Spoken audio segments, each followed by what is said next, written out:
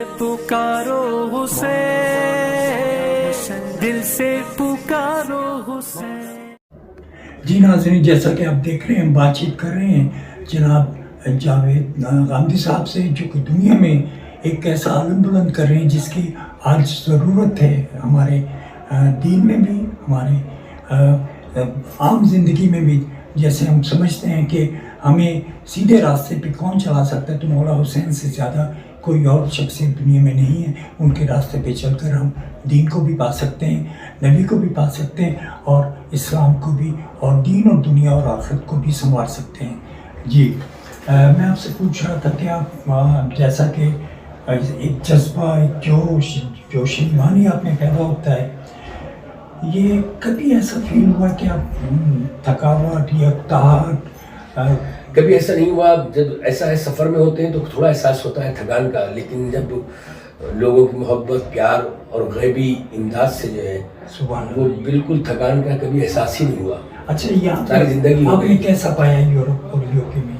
माशाल्लाह, जो जज्बा ईमानी है, और यहाँ पर सोच नहीं सकते कि छोटे छोटे बच्चे जो हैं वो यहाँ पर कितनी भी डेप्थ वाली तकरीर हो, कुरान मजीद के और हदीस रसूल रिसालत माप की मासूमीन के अक़वाल पर मुनहसिर अगर तकरीर हो तो वो बिल्कुल ऐसा समझते हैं कि जैसे ABCD इस तरह से।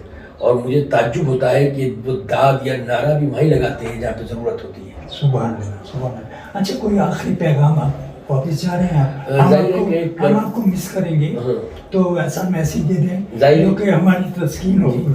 ज़ाहिर है कि करबला का पैगाम ही ये है कि सरकार इमाम हुसैन अलैहिस्सलाम जो है वो करबला में आकर चारों तरफ से घेर लिए गए, और वहाँ पे पैगाम शाम के बादशाह यजीद की तरफ से आ रहे थे कि वो बैत कर लें, और फिर अगर बैत कर लेंगे तो इनकी ज़िंदगी को अमान है।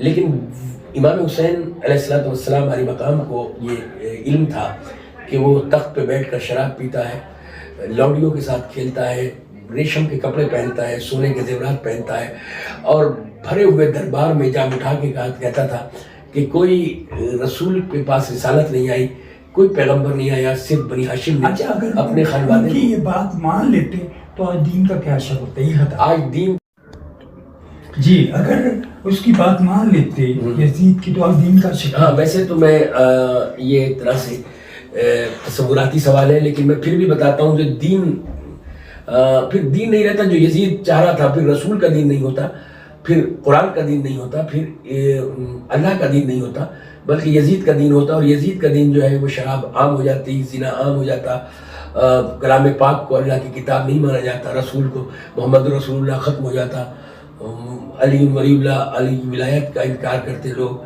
तो एक तरह से वो दीन नहीं रहता है। जिस तरह से यहाँ पर एक नास्तिक लोग रहते हैं जी, वो इस तरह से नास्तिक लोग हो जाते सारी दुनिया। कोई आखिरी पैगाम दे दें? जाहिर है कि वो यजीद जो दरबार में बैठकर जो कहता था उसी का इनकार जो है वो हुसैनियत है। सुभान अल्लाह। जैसे यजीद कहता था कि वैलुल लिल मुसल्लीन के लानत है खाकम बदहन नमाज पढ़ने वालों पे, तो नमाज पढ़ने वालों पे वो तबर्रा करता था और लानत भेजता था।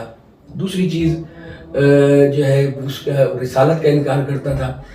तो सबसे बड़ा खराज अकीदत इमाम हुसैन अलैहिस्सलाम को यह है कि सीरत रिसालत माप पर अमल किया जाए। जो रसूल ने, और रसूल ये चाहते हैं कि उनकी उम्मत को कैसा होना चाहिए, हमें उसी तरह से पाबंद शरीयत हो, तो बेहतरीन इमाम हुसैन अलैहिस्सलाम का को खराज अकीदत ये होगी। नमाज को वो मजाक बनाता था, जितनी नमाज पढ़े जाएंगे उतनी ही मैं समझता हूँ कि यजीदियत मुर्दाबाद और हुसैनियत जिंदाबाद रहेगी। बहुत शुक्रिया।